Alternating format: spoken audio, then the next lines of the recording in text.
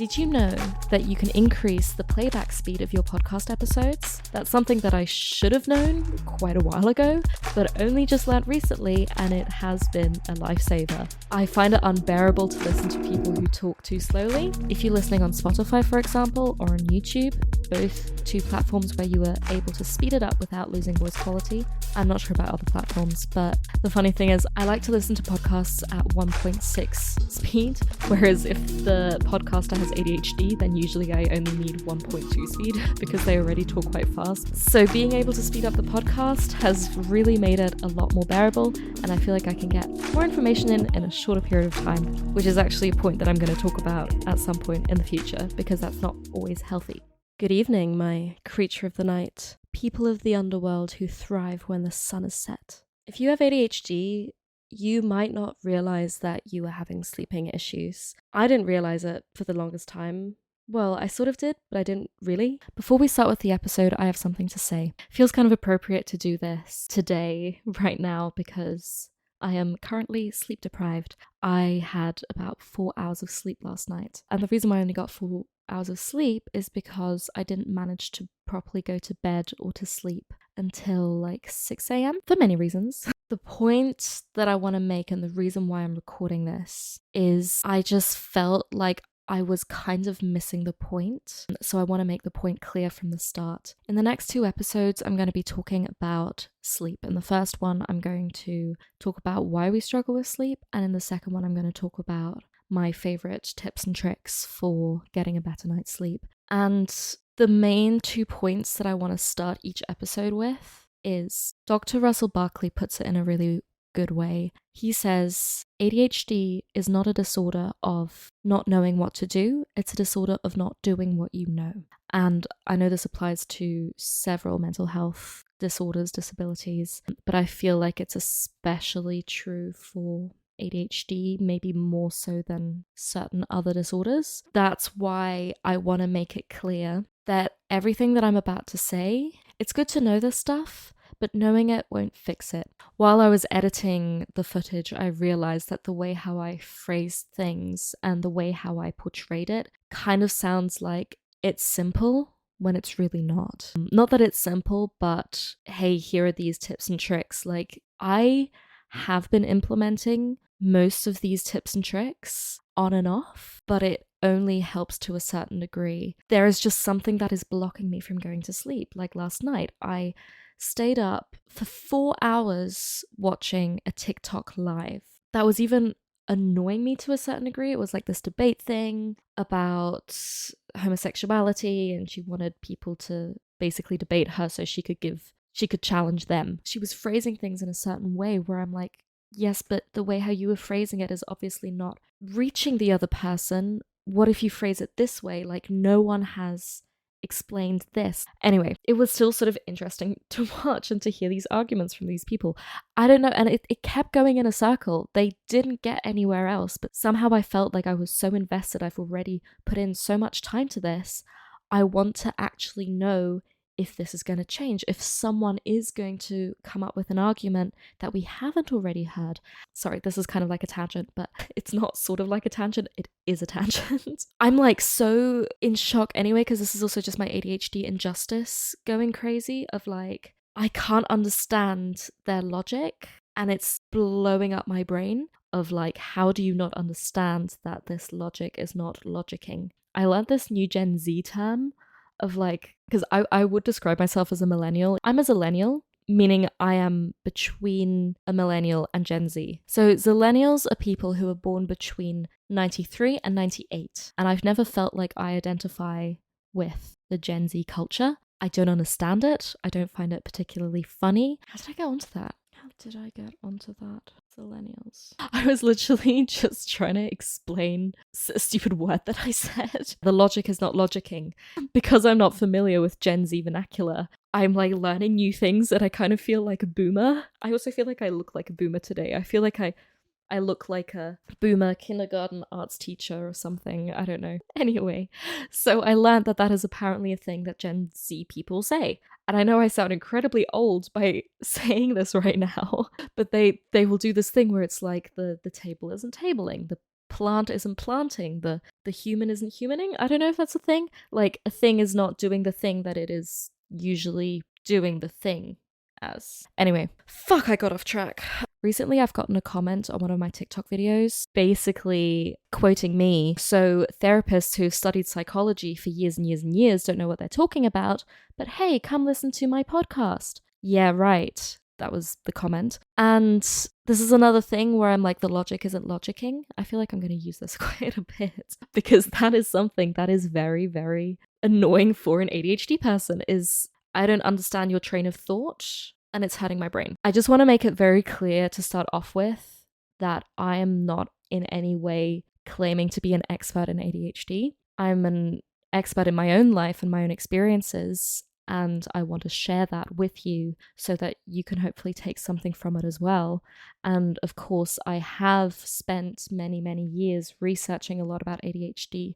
And from my experience and talking to all different kinds of therapists, psychiatrists, psychologists, who do know less than me about ADHD, like certain facts, symptoms, just statistics, they started asking me questions because they realized I knew more about ADHD than they did. They were like, so what do you say on this? And do you know what percentage this and this? So I started actually basically teaching people that I was paying to see should not happen. There absolutely are medical professionals that know a lot less than I do about ADHD, and that's okay. That was literally the point of that TikTok video, is that you can't expect a medical professional to know everything about everything.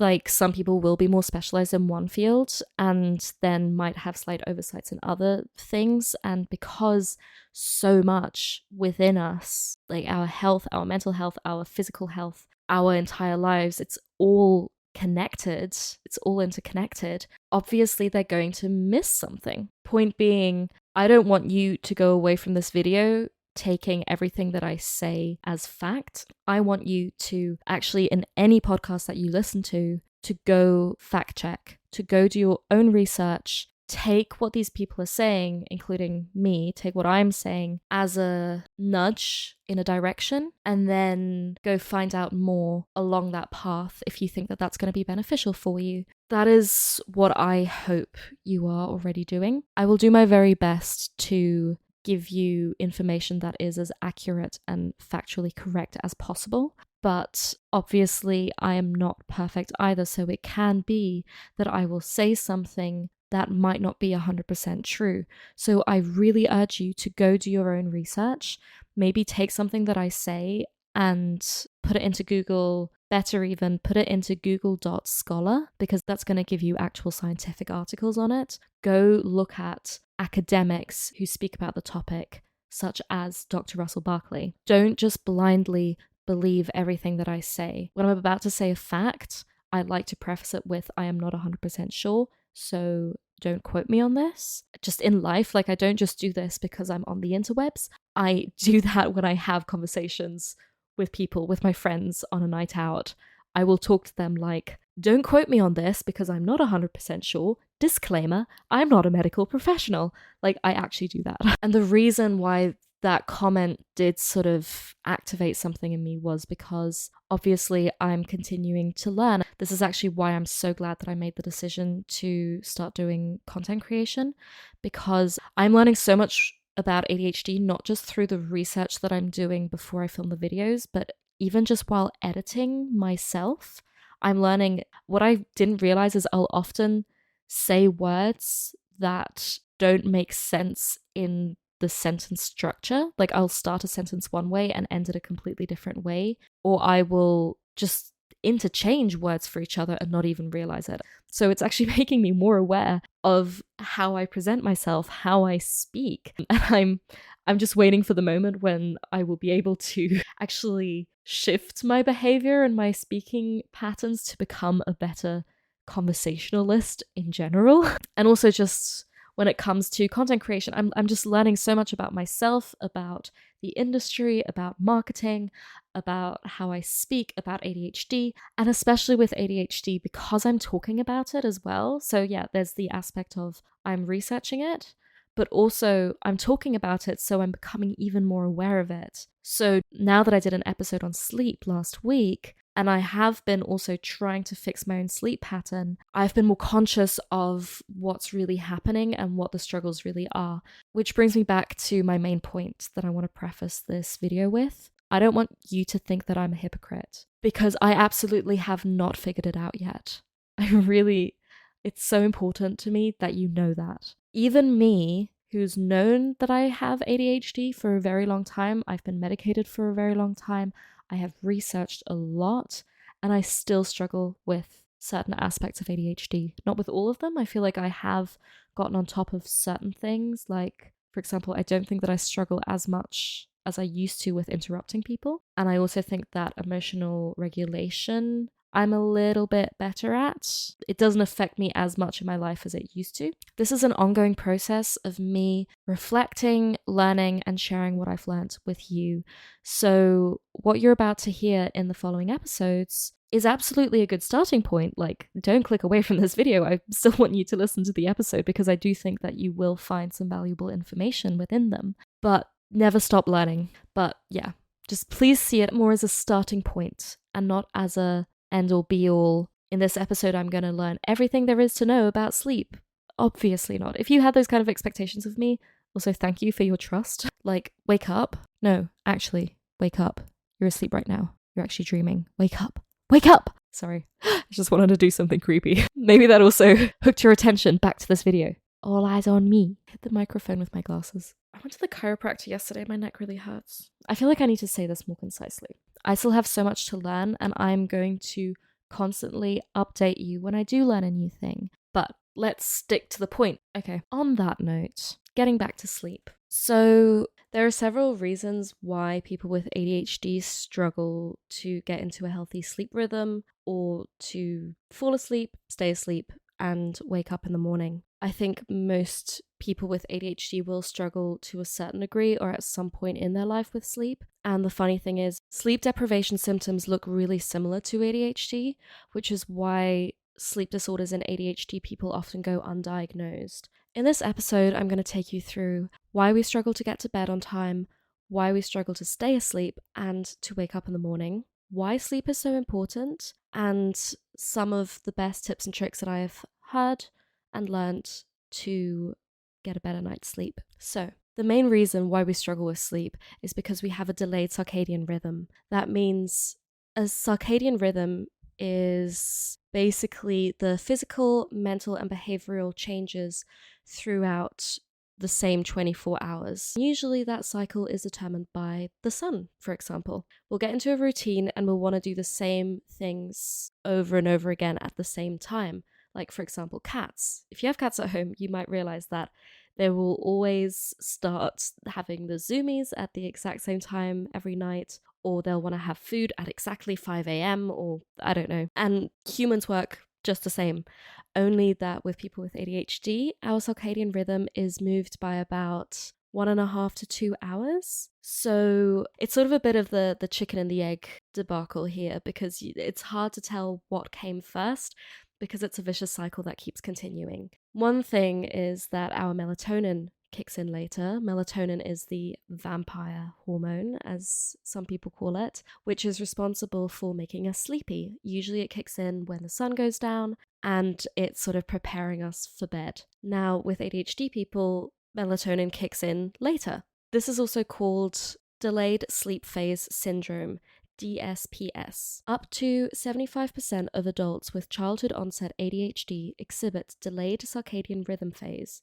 including a rise in salivary dim light melatonin onset and alterations in core body temperature, and then there's some more words that I can't pronounce, occurring approximately 1.5 hours later in the night than neurotypicals. Now, you might think that you struggle to go to bed on time because you find it hard to stick to a schedule, or that you lack the discipline in going to bed. And you know what? You actually not that wrong. I mean, saying that people with ADHD lack discipline has a very negative ring to it, even though it's not completely false. What we really lack is self-regulation. So we find it very hard to control our motivation and shift from task to task. It's very difficult for us to just stop what we're doing and say, hey, I'm going to go to bed now. So this is one of the main reasons why at least I struggle with getting to bed on time, is our brains naturally get busier at night. We sort of wake up and that's our alert time, probably because it took us so long to wake up. And we'll want to start working later as well, especially if we don't have any kind of reason why we need to get to bed early and wake up early. For me, especially now that I'm unemployed and mainly working on my YouTube stuff, I really can make it up as I go along. So I will start working on stuff later into the day, and then I'll really enjoy working on it, and then I'll just continue. I will be on hyper focus mode and not be able to stop. Maybe we were also just spending most of the day procrastinating a certain task, and then we only start it at 8 p.m. and then when we start it again, we can't stop. So that cycle kind of continues on, because then we go to bed later, then we wake up later, and it will just push it further and further back. I think at the beginning during the pandemic, I was editing one of my short films, The Red World, and I got into a sleep rhythm that was about me working until 6 or 7 in the morning and then waking up at 2 or 3 p.m. And it kind of worked well for me. I kind of prefer working at night because there's a sort of silence to it, and my brain just sort of finally feels calm. It's not interrupted by my family members wanting to eat or someone texting me, or I don't know, there's just different stuff going on at day, and I just also prefer it when it's dark. It just feels more like, okay, this is my time to focus and I'm just in my own bubble. Nothing is going to stop me, and I just continue on and on and on and on. The fact that we go into hyperfocus and we don't really listen to our body signals doesn't help either. So people with ADHD are probably the only people who will procrastinate going to the toilet. But also other things like eating, drinking, tiredness, any kind of body sensation that is telling us to do something, we tend to ignore. It takes a longer time for us to realize that those body signals are there. So also with tiredness, we might actually be really, really tired, but not notice it because we're so enveloped in our current hyperfocus. Then, of course, with ADHD, it's also harder to stick to a schedule. So we don't really like routine as much as we actually really need routine. And those of us who have ADHD and autism will struggle with that even more because we desperately crave routine, but our ADHD brains won't really let us go into a routine because as soon as we're doing something that's repetitive over and over and over again, we tend to get bored of it and we want to switch it up. So as much as I am going to give you my favorite tips for sleeping in this episode, I do want to mention that if you have ADHD, it's going to be very difficult to find a solution that's going to work for you long term, indefinitely, because even though I have found ways to help myself with sleep and getting into a better rhythm, I have phases when I fall out of it again, and that is completely okay too. The importance is to know why sleep is so important and what measures you can take to get back into that healthy rhythm. Don't beat yourself up too much if you fall out of it again, because the most consistent thing about ADHD is that we're inconsistent, and that's okay. But something that isn't okay is that I know a lot of people with ADHD that say, I can absolutely thrive on 4 hours of sleep because I have ADHD and this is my normal sleep rhythm, and that's totally fine. It really isn't. Okay, there is a certain group of people that actually can cope with a lot less sleep. Not a lot less, I think it's like maybe 5 or 6 hours of sleep rather than the recommended 7 to 9 hours. But it's only 3% of the population, and I'm guessing if you have ADHD, that's probably not you. So please stop making excuses. Please stop fooling yourself into thinking that you can survive with less sleep, because you probably can't. So it's about 75% of adults with ADHD have a comorbid sleep disorder. I actually think that it's probably more than 75% because the symptoms look so similar. Children with ADHD and sleep is a whole other topic. Right now we're focusing on adults with ADHD. Other reasons why we might struggle with going to bed on time is our stimulant medication. Because it's a stimulant, it will keep us up at night. So it's really important to make sure that you don't take your medication too late. There are certain types of medication that you need to take a bit later. So you basically take them before you go to sleep so that when you wake up, you were fully alert. I'm not sure what that medication is called, but I know that that's not how you take Ritalin or Concerta or any kind of methylphenidate as far as I'm aware. If I wake up too late in the day, I will often skip taking Ritalin because I know it's going to keep me up longer, and then the cycle just continue. I will wake up later, so even then when I wake up, I'll spend a lot of time in bed on my phone for the first 2 or 3 hours of the morning. Then I'll get up and then I'll take my medication, and then it just keeps pushing it further and further back. So I'd rather just miss Ritalin and make myself sleepy enough to get to bed on time the day before. For some people, taking stimulant medication actually can help with sleep.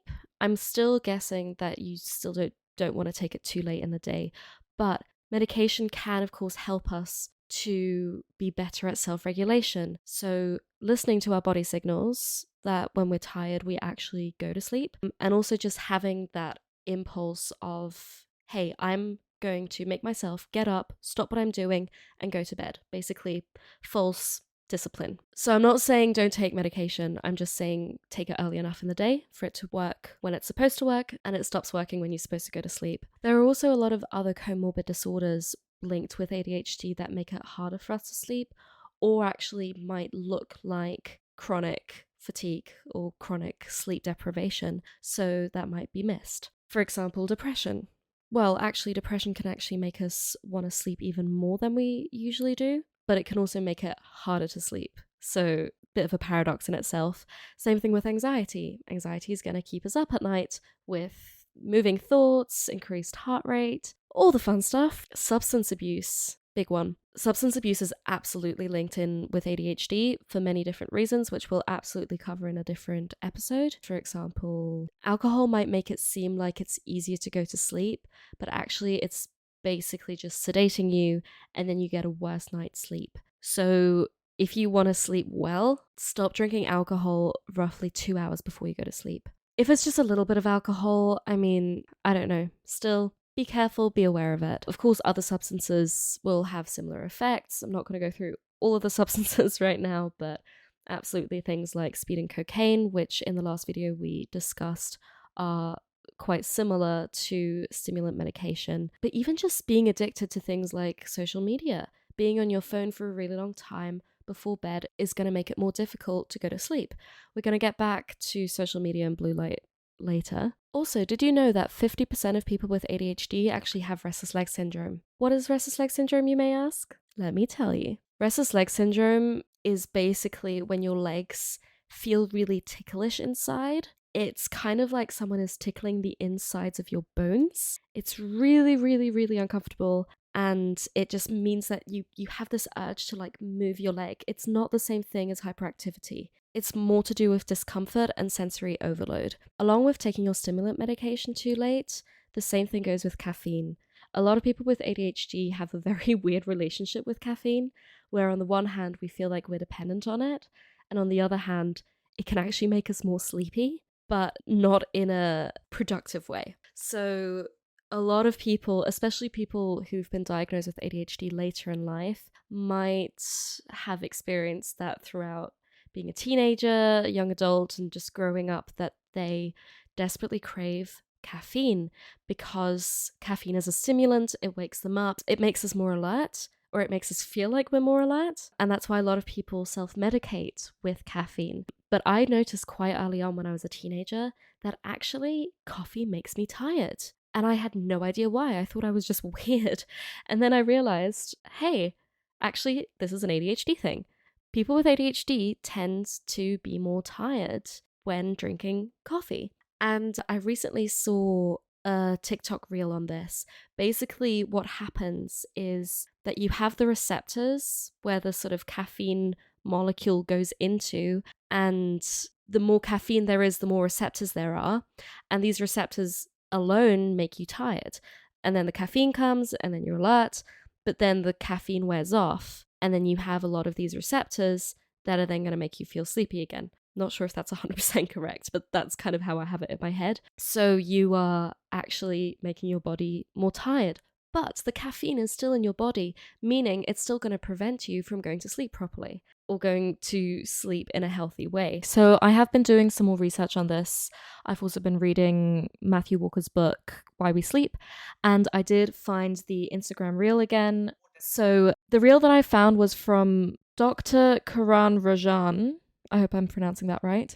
And he was explaining how caffeine binds to our adenosine receptors. Adenosine is basically the molecule, the hormone, not quite sure, that as soon as we wake up, it continues to rise and rise and rise. It's basically our internal way of measuring how long we've been awake. It's our body's way of knowing, okay, you've been awake for this amount of time, and it builds up sleep pressure. Probably best if I just play the reel for you, and go check out his other content. It's really good.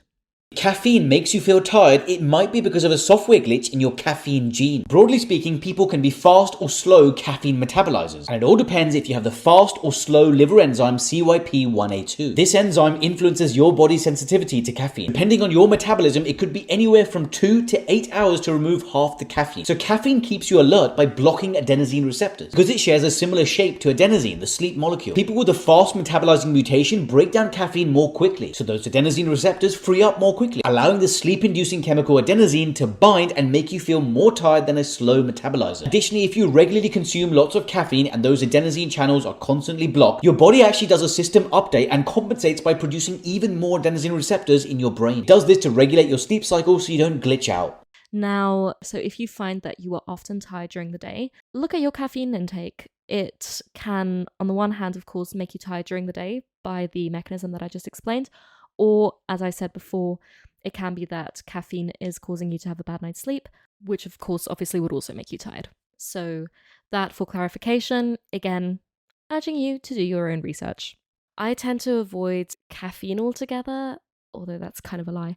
I avoid coffee completely because that really does make me tired. Energy drinks, on the other hand, I do find help me, but I do think it's the sugar that's helping me and a bit of the placebo, because I do feel like it does wear off very quickly again. And also I have a rule that after I will really try and avoid drinking an energy drink after 3 p.m.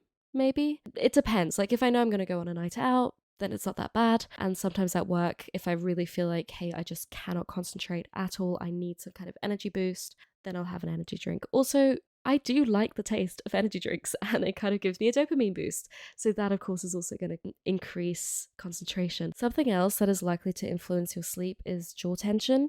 You're actually more likely to have jaw tension if you have ADHD. Something I'm trying out right now, which I'm also sure that I'll do a dedicated video on, is Botox for jaw tension. I had Botox put into my jaw muscle because it's supposed to relax it and, well, it's a muscle paralyzer, so it basically paralyzed my muscles to make them weaker and give them less chance to be tense. Now, so far, I'm not a fan because when I open my jaw too much or do some kind of wrong movement, I actually sort of get jaw lock, or it kind of feels like my muscle goes into spasm and it just cramps up a little bit. Also, I still feel pain, just not as much as before, absolutely. And I have a masseuse who checked my jaw before and after I had the Botox, and she did actually say that she can hardly feel the muscle anymore, that it's really improved a lot. I'm gonna have to see with time how it develops. Also, it doesn't last forever. It just, I think it stops working around like 6 months in, and it's, I think, like 3 months ago that I got it now, so we'll see. I'll keep you updated. But jaw tension absolutely can also distract you from sleeping. So you might be lying in bed, thoughts racing, restless leg syndrome, jaw is hurting, sensory overload. It's just all too much and it's all uncomfortable and you just can't get to sleep. Another thing about restless leg syndrome is that not only does it prevent us from falling asleep, it actually also reduces our sleep quality. So we are more likely to spend more time in light sleep rather than REM sleep and deep sleep. And REM sleep and deep sleep are both like two of the most important sleep phases. I mean, all the sleep phases are important, but those two are particularly important when it comes to emotional regulation and focus and physical fatigue as well. Then staying asleep is also affected by our heart rates. So there are studies that suggest that people with ADHD are more likely to have a heart condition. I spoke a little bit about that in the last episode on Ritalin, and of course, stimulant medication is also going to affect our heart rate to a certain degree. That is also going to diminish the quality of sleep that we get. Also, according to the Sleep Foundation, up to 1/3 of people with ADHD are affected by sleep disordered breathing. So that's either snoring or sleep apnea or similar, which is also, of course, going to affect our sleep. It's going to make it harder for us to stay asleep because some people will snore so loudly that they'll actually wake themselves up. If you think that might be you, go talk to a doctor. Might not be a bad shout. And of course, why it's harder for us to wake up in the morning. I mean, to me, it kind of makes sense. If you already struggled to go to bed on time, then you're also going to struggle to wake up in the morning because you didn't have a good night's sleep. Then, of course, there's also other influences like the fact that we struggle with motivation. So motivating ourselves to get out of bed in the morning is really difficult. Also, of course, our circadian rhythm means that we would prefer to sleep later into the day. Now, hopefully you have a job where you are allowed to sleep in to a certain degree. I'm lucky that in the film industry, usually, well, it depends. If I'm working on set, the times when we have to be on set shifts dramatically. But usually when I'm working in the office, people don't expect you to be there before 9 o'clock usually. So that's good. I don't know what I would do if I had to be at my job at 7 a.m. sharp every day. That would just drive me insane. I don't know what I would do. Then, of course, also we're more likely to be affected by depression. And that also makes it a lot harder to get out of bed in the morning for so many different reasons. Then, of course, we also have time blindness. So we will already have a worse night's sleep, then wake up in the morning, find it hard to motivate ourselves. The alarm goes off and we think, I can absolutely have a shower and get dressed and eat breakfast and scroll on social media within half an hour. If you can do that, well done.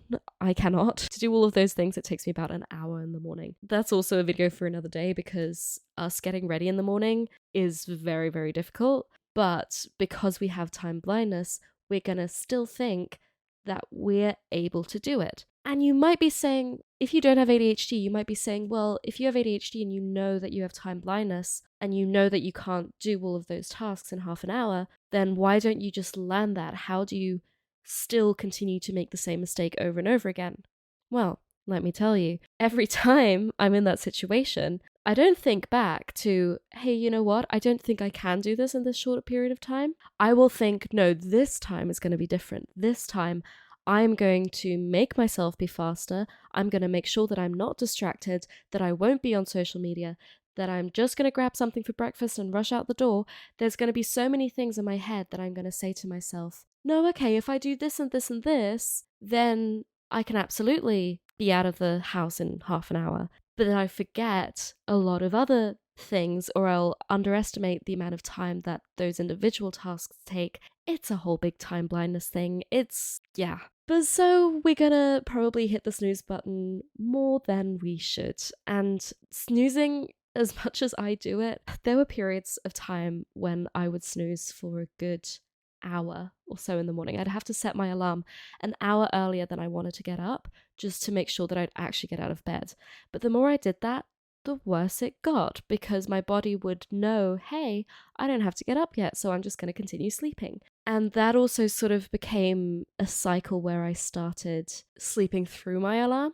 I started to not hear it anymore, or it would become part of my dream, especially because I wouldn't sleep enough. My brain would sort of go crazy, like when I was working with extras and I'd, for example, have a shoot the next day. Every time the alarm went off, it somehow in my brain linked of like, this sound is actually an email that I got from an extra asking me a question.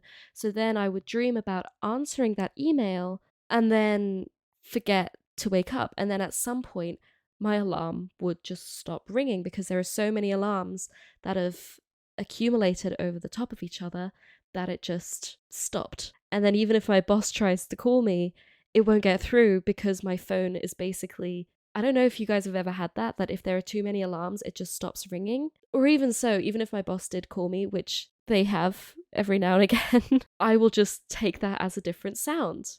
I will just think that's a different alarm. Yeah, so also big tip is to not have the same ringtone for your alarm as you do for calls. Another thing is when you snooze is that you were probably in deep sleep before, then you wake up to hit the snooze button, and then you go back into light sleep. It takes a while until you can go back down into deep sleep. So you were constantly keeping yourself at a level of REM/light sleep.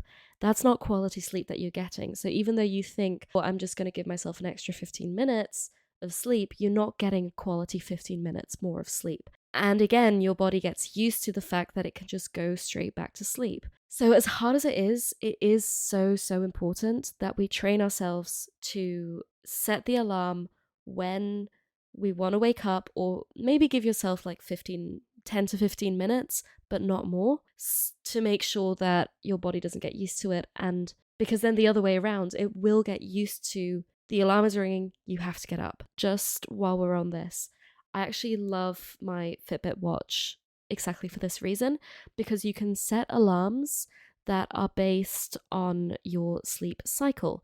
So you can say, hey, at the very latest, I want to wake up at 8:30. Then it will give about half an hour time window where before it is going to, let's say you need to get up at 8:30. Then at any point between 8 and 8:30, your watch is going to ring you awake based on what part of the sleep cycle you're in at that time. So that means that it's going to be a lot easier to wake up, because if it can detect that you're already in light sleep, it's not going to let you go back into deep sleep, which is harder to wake up from. And then, yeah, it's more likely that you'll get out of bed. I do like a whole different complex thing of like, I'll have an alarm on my watch, but then I'm also going to set a different alarm which rings 20 minutes before then. So there's like less of a time window, because I don't want to wake up half an hour earlier if I don't have to get up half an hour earlier, which I really should.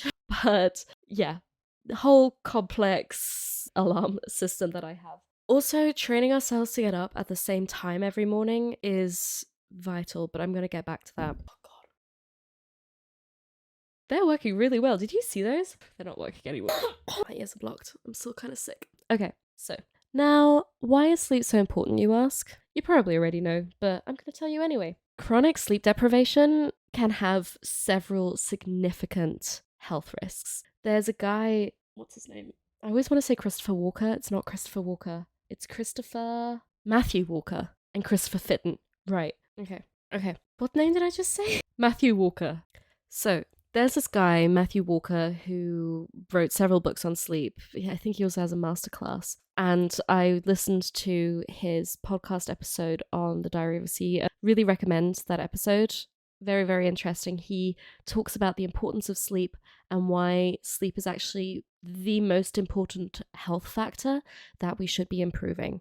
If we don't get enough sleep, meaning if we get less than 7 hours of sleep, we have a higher risk for diabetes, a weakened immune system, depression, weight gain, and a higher risk of developing dementia. Actually, ADHDers already have a higher risk of developing dementia, or is it because of our sleep? See, this is again the whole thing with, is it the chicken or the egg? Same thing with depression and weakened immune system. There's so many different things that are linked, but it's really difficult to say this is causing this or that is causing this. In the end, it's just all one big pool, and if we improve our sleep, we're going to reduce our risk for dementia. So get to sleep. The risk of dying of a heart condition increases by 20%, and people with ADHD are also more likely to have heart conditions.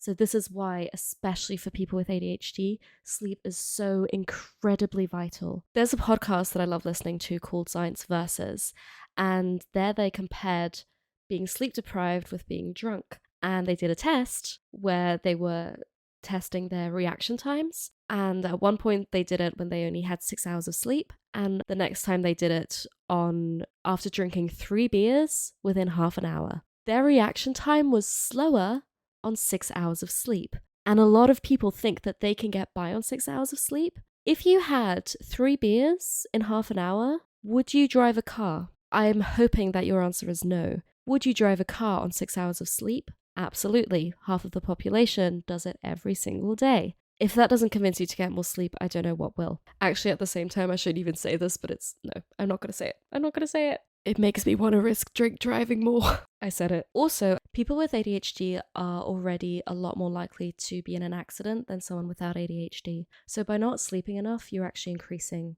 that risk even more. Okay. Most people with a neurodivergence don't get enough sleep as is. And for an ADHD, it's even worse. So that's why it's extra important for us to value it and really dedicate our time. The amount of time that you are dedicating to fixing your disorder or to work on your ADHD symptoms and improving it all, improving focus, improving emotional regulation, that effort, I would say at least 50% of it needs to go into improving your sleep, if not more than 50%, because improving your sleep is going to improve your focus and your emotional regulation and pretty much all of the ADHD symptoms.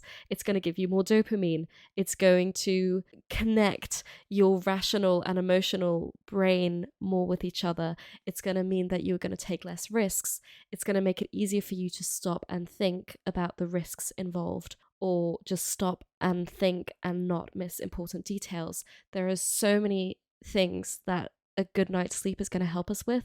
So you know what? I'm going to change my answer. Invest at least 80% of your time that you are investing in therapy, in medication research, in everything to do with trying to help your ADHD.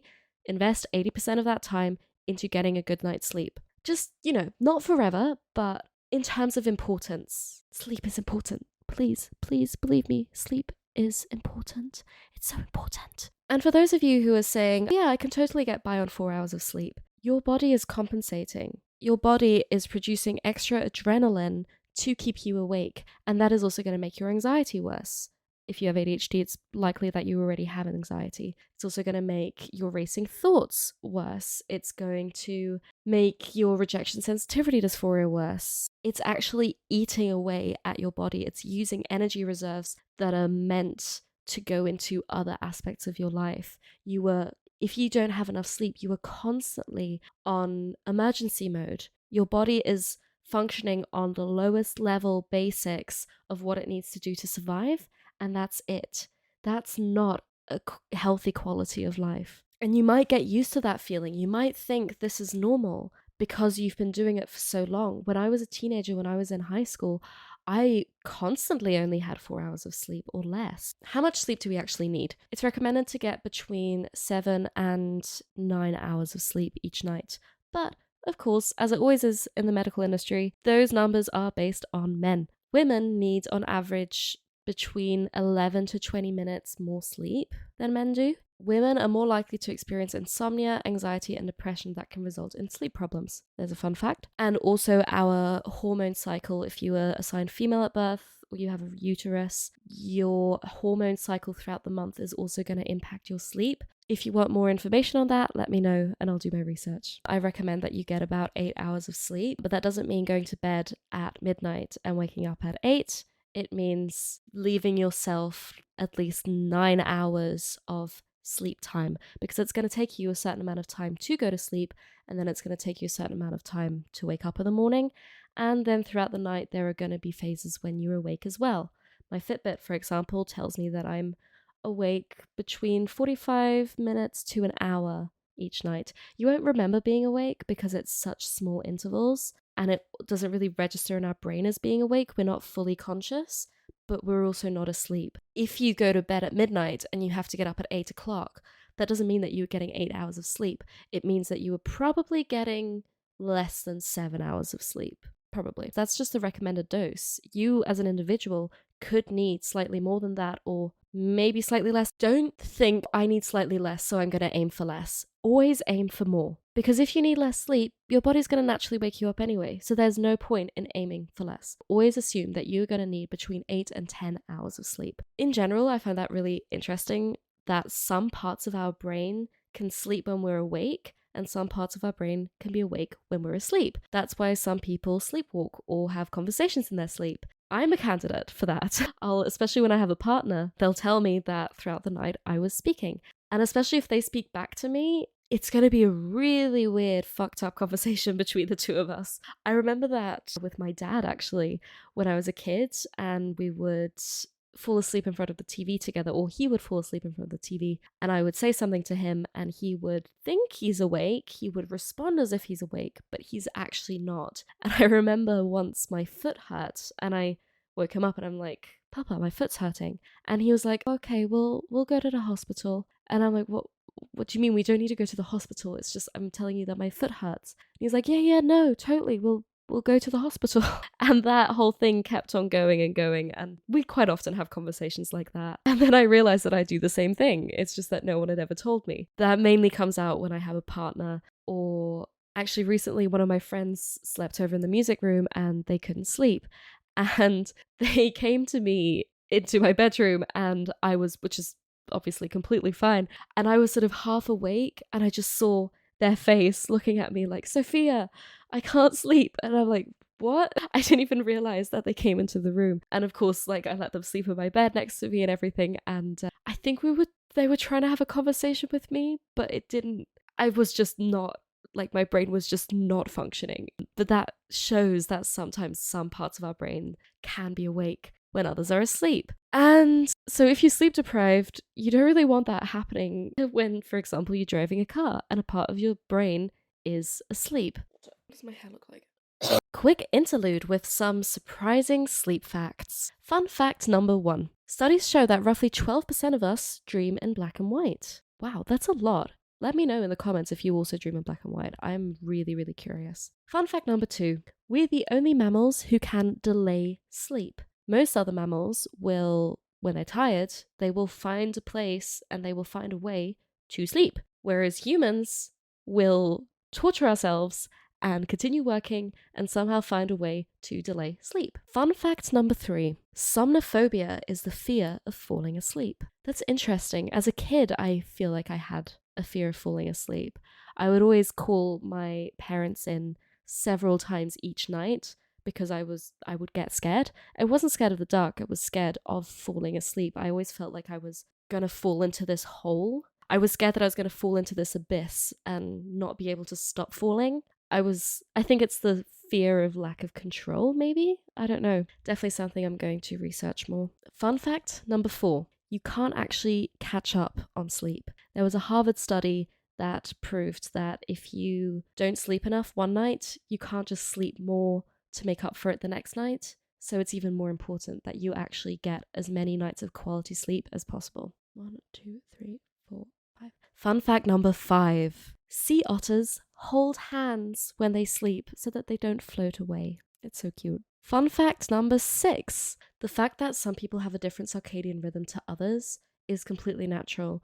It's actually something that happened through evolution, which I think is really, really sweet, because it used to be that if you're in a village, you want to protect each other for as long as possible. So if everyone was asleep for the same 8 hours each night, then the entire tribe or village or whatever would be vulnerable for 8 hours. But that's why you have people that would rather go to bed earlier and some people who'd rather go to bed later and wake up later. So the amount of overlap where everyone is asleep is incredibly minimal. I know people that go to bed around 9 and wake up at 5. And then there's people like us that go to bed at 4 and wake up at 12. So then the amount of time where everyone's asleep is only 1 hour. And probably it's even less than that because someone is going to be awake. Someone is either going to get up at 4 or go to bed at 6. You know what I mean? So the reason why we developed in this way was actually a protection mechanism. But then at some point it decided as a society, hey, fuck everyone with a neurodivergency, fuck those people who would rather go to bed later.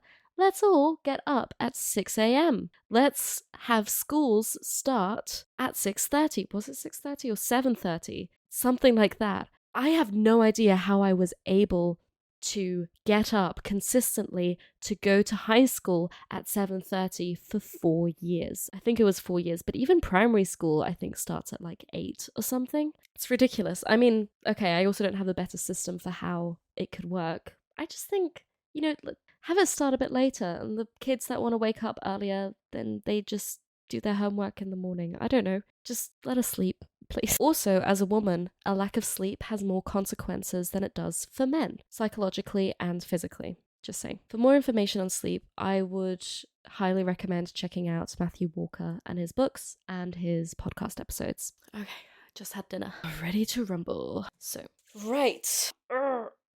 Now, how do you get a good night's sleep? How do you get into a good sleep rhythm? How do you stay asleep, and how do you more easily wake up in the morning? If you want to know my top tips and tricks, you're going to have to listen to the next episode. See you there. Good night. Sleep tight. I feel like I did this video on okay, I'm going to give a little bit of an intro to the sleep video that I did. And I've gone off on 5 different tangents at least. And 5 different completely separate topics.